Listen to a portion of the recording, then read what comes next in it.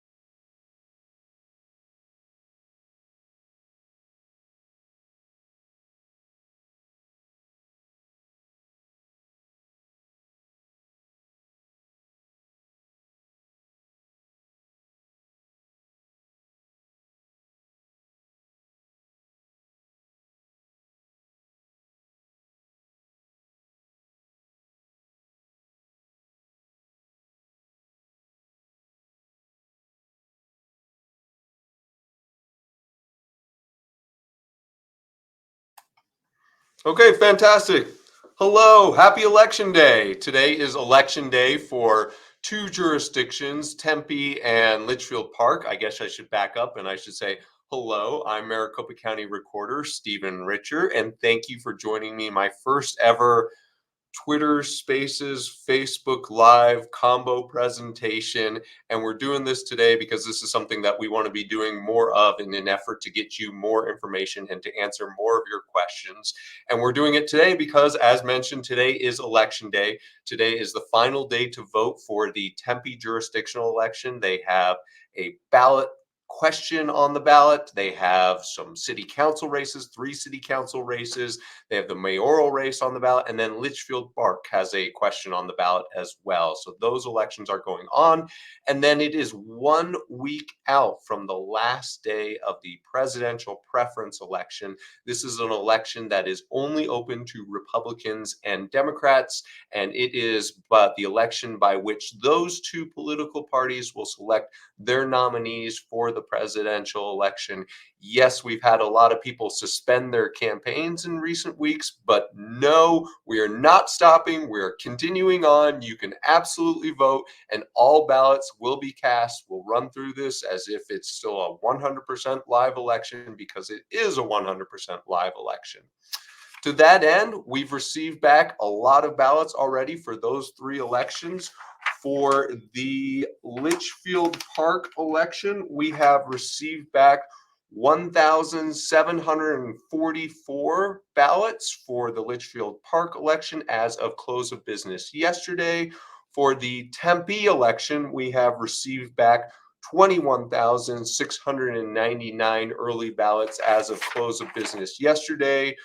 For the presidential preference election, both the Republican election and the Democratic election, we have received back 483,037 ballots for that election. So that's a lot of ballots back. Now, as some of you know, elections are administered at the county level in Arizona. We have 15 counties. Here in Maricopa County, we have about 2.4 million registered voters.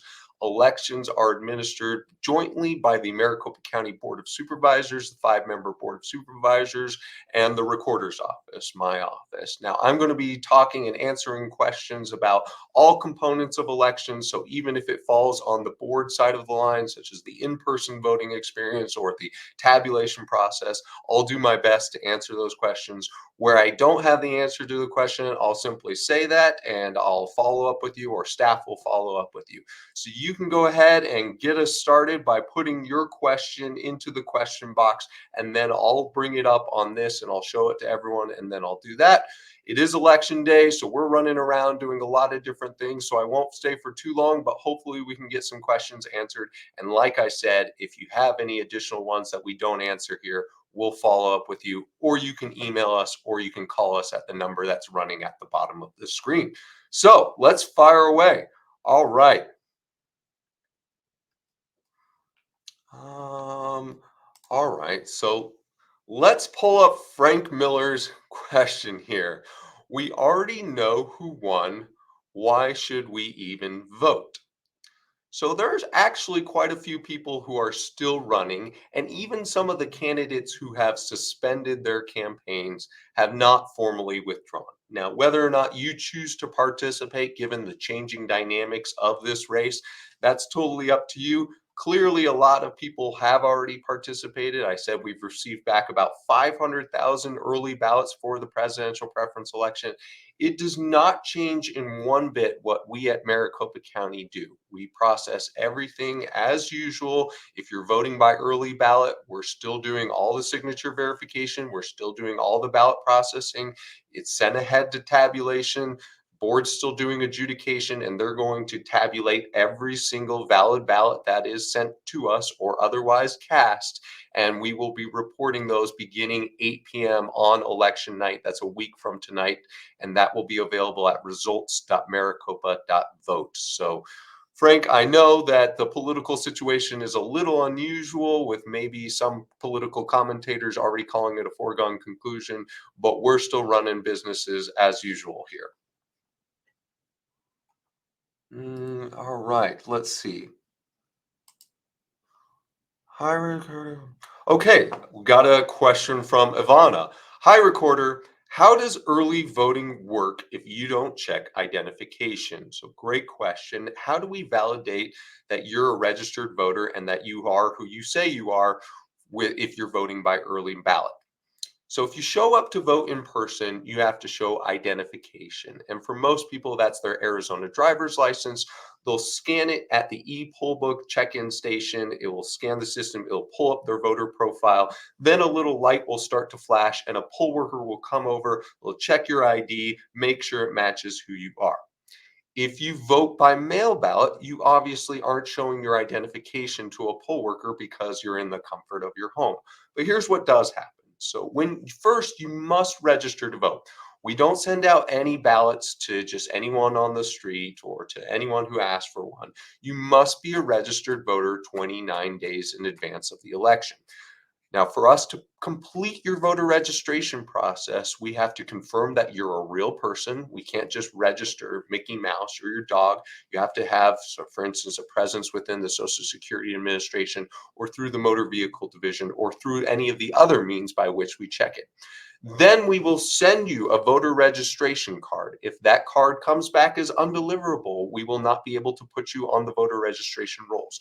So we've confirmed that you're a real person. We've sent you a voter registration card. We've plotted your precinct. We've found out that which district you're in, which congressional district, legislative district, so on and so forth. Then, when it comes time to mail you a ballot, we send that ballot to your address. And so it's going to an address that we've already confirmed, and it was going to a mailbox that only you should have access to. If someone were to try and steal mail from you, probably catch them. You'd probably notice something going awry, and that's a felony. And so please don't do it. Then, when you get your mail ballot, it has inside of it, it has the ballot itself, it has a green return envelope, and it has that instruction sheet. And that green return envelope has your name and it has a barcode that is assigned to your voter profile on it. That's what allows us to be able to track your ballot such that we know when you send it back. We know when we've signature verified it. We know when we've moved it forward. As soon as we scan in that ballot packet, we load a vote to your profile such that if you tried to show up and vote in person, we would already have a vote loaded for your profile. Or if you asked for another early ballot, we would already have a vote loaded to your profile, so you wouldn't be able to do that. Now, after we scan that barcode, load a vote to your profile, we also capture an image of that signature. And we compare that signature with the signatures that we have on your voter file to make sure that it is consistent with your past signatures. If it's not consistent, then we'll send it ahead to the manager and we'll eventually send it to a curing process whereby we will contact you to say, hey, was this really you? If so, what are the last four of your social security? What's your mother's maiden name to prove it was in fact you? Only if we verify your signature or cure it can we send it ahead to a ballot processing team. When it's the green envelope, it's then opened up and the ballot is extracted by a bipartisan team. Now, every election, we have to cure thousands of signature packets, meaning that even after 2 levels of review, we said, we don't think this signature is consistent with the signatures we have on file, so we're going to try and contact this voter. All right, that was a longer answer. I apologize for that. All right. Okay, is a 100% hand count even physically possible? From Frank Miller. Frank, thanks for this question. A lot of people have been asking questions about hand counts and what's best, machine count or hand count. I've always said that machines are wonderful. Machines are wonderful innovations in all of our lives. Our machines are allowing me to be able to do this. Machines are what takes me to work in the morning. So machines are very good. Machines are also especially good when it comes to redundant, repetitive tasks. Machines don't get tired, machines don't get bored, machines don't get hungry, and so they can go through this very fast, and they can also go through it much more accurately than can humans. This has been proven by behavioral science and consistently over the past 50 years. And it's just like any other type of thing where a machine's automating a process, such as if you were taking the SAT when you were in high school, or if you took the ACT, you would fill out those ovals and then a machine would tabulate it. But we shouldn't just trust machines, because we should test machines and then we should audit machines. So what happens in Maricopa County is Maricopa County only uses tabulation equipment that has been both federally and state certified. Then before every election, what is done is the Secretary of State brings a test stack of ballots that have already been filled out, and they know the answers to those, so to speak. They know what the outcome should be. They run them through the different tabulators and they make sure that the tabulators read those ballots as they were marked.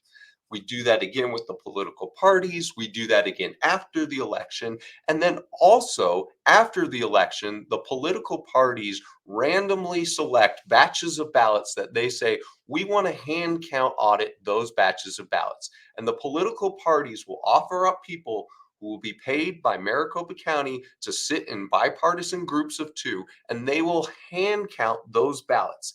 After they hand count those ballots, they'll make sure that it matches the machine count 100%. And only if it matches within a very, very, very, very high confidence interval are we able to move forward. So we use machines, but we also use hand counts. Now, if we had to hand count every single ballot in Maricopa County, the numbers would be pretty daunting. So think about the 2020 election. The average 2020 ballot for the November general election had over 80 positions on it, 80 votes on it. And there were over 2 million people who voted in Maricopa County. So that would be 160 million ovals that we'd have to count in bipartisan teams. The manpower, the space, the expense, the accuracy of doing that would all be very daunting. And so that's why we use tabulation machines in Maricopa County that tabulate your hand marked paper ballot, but then the political parties do a hand count audit afterwards. All right. All right. From Miss Gallagher. Hi, you've said before election administration is a bipartisan process. Can you explain that? Absolutely, I have said that, and it's true. There is no election jurisdiction in the United States that is all Republicans or all Democrats. These are bipartisan processes by design. And so in Arizona state law, there are a few things that specifically are called for in state law that have to be bipartisan. For instance, if you go to a voting location, it's not going to be all Republicans or all Democrats. Some of the different positions are going to be filled by members of different parties. In Maricopa County, if the top person at a voting location is a Republican, then we like to make the second person a Democrat, and so on and vice versa. For things like ballot adjudication, which is for overvotes or for stray marks, that has to, by law, be a Republican and a Democrat sitting together discerning what the voter's intent was on the ballot. For something like bipartisan ballot processing, the component by which the ballot is extracted from the green envelope, we have people in our room, in our big facility, wearing different color lanyards to designate their political parties. They'll be sitting across from each other, and you'll never see two red lanyards. You'll never see two blue lanyards sitting across from each other, and they'll be working side by side. That's true of all components of election administration. If you are a registered Republican, we'd love to have you as a temporary worker. If you're a registered Democrat, we'd love to have you as a temporary worker. Same with independent, party not declared, Green Party, no labels party, Libertarian Party. And if you're interested, go to getinvolved.maricopa.vote. That's getinvolved.maricopa.vote. We are looking to hire people for the July 30th primary and also for the November general election. We will need to hire close to 3,000 temporary workers for those election cycles. And so we'd really appreciate it if you would get involved.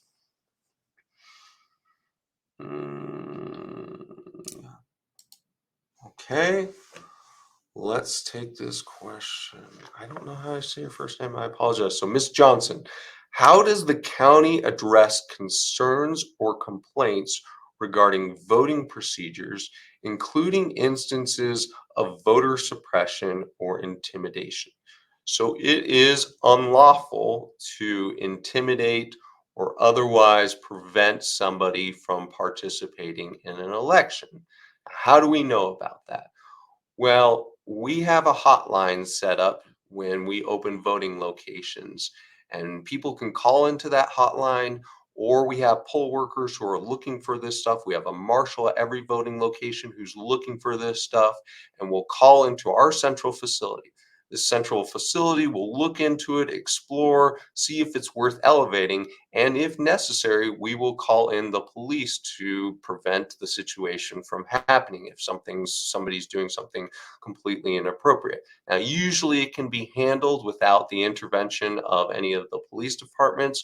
We've done a lot of training for our different poll workers to be able to de-escalate those types of situations. But we also rely on you. And if there's anything that you think is improper or impermissible, then please feel free to report that. We will take a look at it and we will see if we can what we can do to fix it. We really care that if you are a lawful registered voter, you be able to participate in this process. And so if you feel that there's anything inhibiting you from doing that, we will move mountains to make sure that you are able to participate. And we appreciate it. All right. What new fraud? Okay, what new fraud prevention measures are in place so we trust elections again? Well, I guess I'll answer that question in two different ways. One is making people more aware of some of the things that have been in place for a long time and maybe people just didn't know about. So one of the goals of my office over the past 3.5 years has been to communicate more about elections. And you see this with the tours that we do of our facility. You see this with the videos that we do. You see this with the seminars that we do, the articles that we write, the papers that we publish, and so on and so forth, and the social media stuff that we put out. But we're also looking to enhance that process. And so if you come to our facility, you would see that we've built up a lot of security measures over the last 3.5 years. We've put up more cameras such that you can watch the process all the time. We've put up more locks on everything, whether it's our individual computers that have port blockers and lock boxes around them, or whether it's every single room having badge access and that badge access being linked to specific employees, or having security personnel at our facilities, or even following around the ballot couriers who are delivering ballots from picking up from voting locations. We're also doing stuff like enhancing our cybersecurity footprint. That's something that has been a real concern since 2016, and we're doing what we can to make sure that nobody, for instance, targets our website not to manipulate the vote, because the vote isn't connected to the internet in any way, shape, or form, but in order to take down, for instance, a public information page like our location page so that nobody could figure out where to go. We're also doing things like strengthening our chain of custody logs, making sure that every single ballot is documented throughout its entire lifestyle process. We've done stuff like enhance our signature verification process where we're doing additional audit queues instead of just giving it to one person. And if that person says it's okay, then it moves forward. No, now it goes into an audit queue. And that was something that we initiated in 2022 that we're proud of. And so it's a constant improvement process, but it's something that we're both trying to improve and also trying to improve how we're talking about it and what we're explaining, and explaining things like the post-election hand count audit that the political parties do. So great question. Let's see.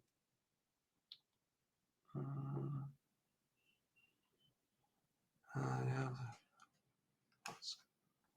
All right. Toolman Larry B, do you have the correct paper this time around? Okay, so if you are mailed a ballot, it is printed on what is called Vote Secure 80-pound paper that will go out to you by mail. It's the only type of paper that our vendor, Runback Election Services, uses to print ballots. If you show up to vote in person, whether on election day or early, you will show your ID, you'll get a ballot printed that will print off, and it will have to print on the secure vote secure paper that is stocked at the voting locations given to the poll workers ahead of time. And that's the only paper that can be used. And that's the only paper that can be fully aligned with the timing and security marks. So if you think of how a ballot is designed, this isn't just something that you can put into Adobe Photoshop and then run off on your home printer on a normal sheet of paper.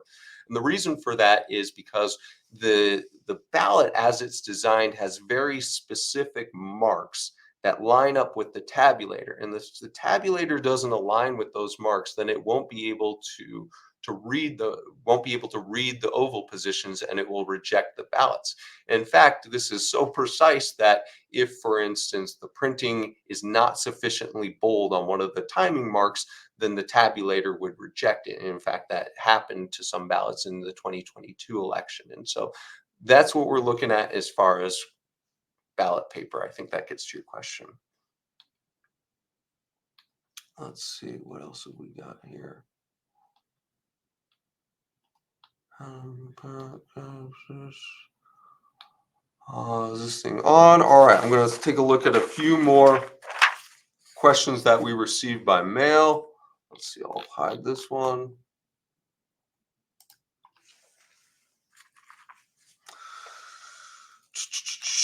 Why can't I see how I voted? This shows a lack of transparency in our election process. I don't understand why I can't have a secure portal where I can see how I voted. I would love to be able to do this. So many people ask, well, I would like a receipt on how I voted. If you show up and vote in person, you'll be able to see it tabulated on site on election day. If you vote by mail, we're obviously not giving you a receipt right there. However, what you can do is you can track your ballot through the whole process, and you can actually even go back into your entire voting history. You can go online to beballotready.vote, and you can see all the elections that you've participated in and how you voted in those past elections. Now, what we do not have the ability to do at this point is to tell you how you voted. And that is because once your early ballot is separated from your return envelope, we have no way of linking it back to the voter. So this isn't like a bank account where you could call up Chase Bank and say, here's my information. Can you tell me how much is in your account? I can't tell you how you voted in the 2020 presidential contest. I can't tell you how your neighbor voted in the 2020 presidential contest. And that really gets to the heart of the Australian ballot, or the secret ballot system in the United States, whereby election administrators or nobody else can tie it back to you. Now, in the future, will we have an ability where we can do something through blockchain or some other technology where there's a secure portal where only you can access it, and it absolutely cannot be accessed by any election administrator or anybody else? Probably, but no jurisdiction in the United States is doing that right now. But I hope that that technology becomes more widely available. And I hope that that's something that is available in the future, because I do understand why that would help on your journey to have confidence in the process. But like I said, go online to beballotready.vote, and you can see at least all the elections that you have participated in, how you've participated, and you can see, yes, that we did receive your ballot. All right, we've only got a few more minutes. Okay, let's see if we've got any other. All right.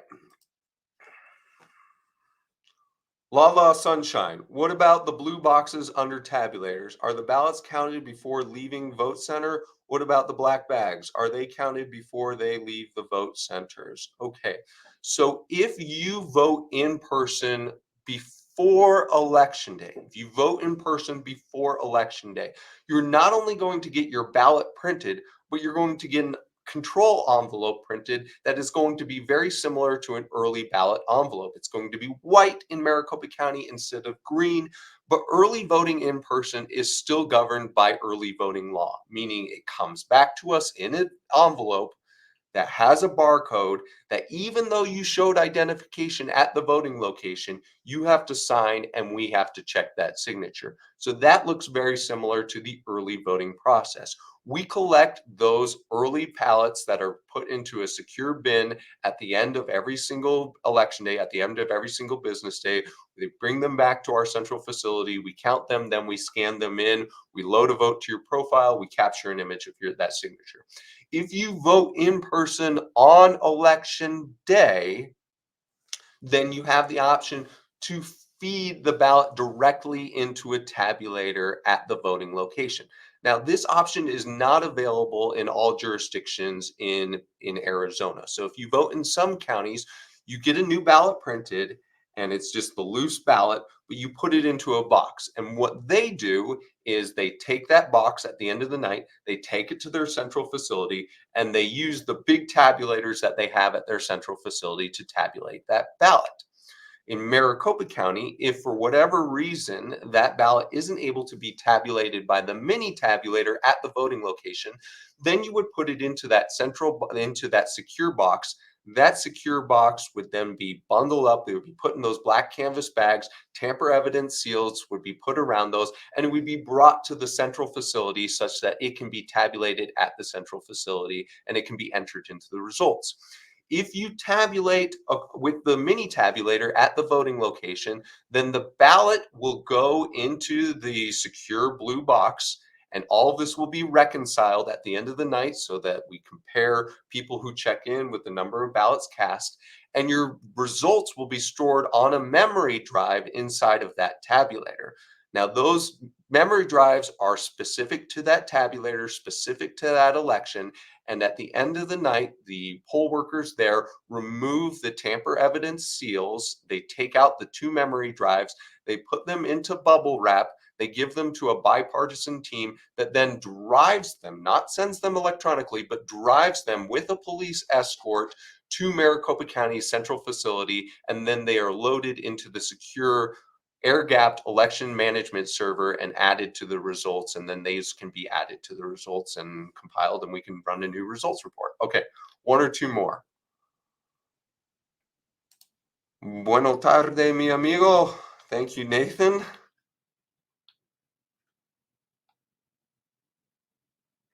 All right, let's see. Do we have anything more? All right, I have one more question here that I'm going to end with because it's one that we get a lot. What is the difference between precinct-based voting and vote centers? The difference between precinct-based voting and vote centers. So precinct-based voting is where you have to show up if you're voting in person to the specific precinct assigned to you. So if you live in South Phoenix, as I do, and you have your specifically assigned precinct, then you can only go to that voting location. If I show up to another voting location in Maricopa County, then I would have to cast a provisional ballot. With voting centers, you can show up to any voting location in all of Maricopa County. You check in, it pulls up your voter registration profile, and it prints the appropriate ballot for you. Now, what are the pros and cons of those? Well, the pros of having a vote center model are one, there are redundancies. So if your voting location that's nearest to you has a long line, you can check that on the website and then you can go to a different voting location. If for whatever reason the voting location that is closest to you is having some sort of, I don't know, there's a fire or there's a power failure, then you could go to a different voting location. You won't be out of luck. Another big one is people don't like provisional ballots. People don't like being told that they have to cast a provisional ballot. And a lot of people in the past would have to cast provisional ballots because they didn't know which voting location to show up to, or they thought they could show up to the voting location that was nearby their work or nearby their kid's soccer game. So that's another good thing. Now, none of this matters with respect to early ballots. And the vast majority of Arizona voters and Maricopa County voters participate through early ballot. So if you get a ballot by mail and you return it through USPS, it doesn't matter whether it's precinct-based voting or vote centers. If you get an early ballot by mail and you drop it off at a drop box, it doesn't matter if it's precinct-based voting or if it's vote centers.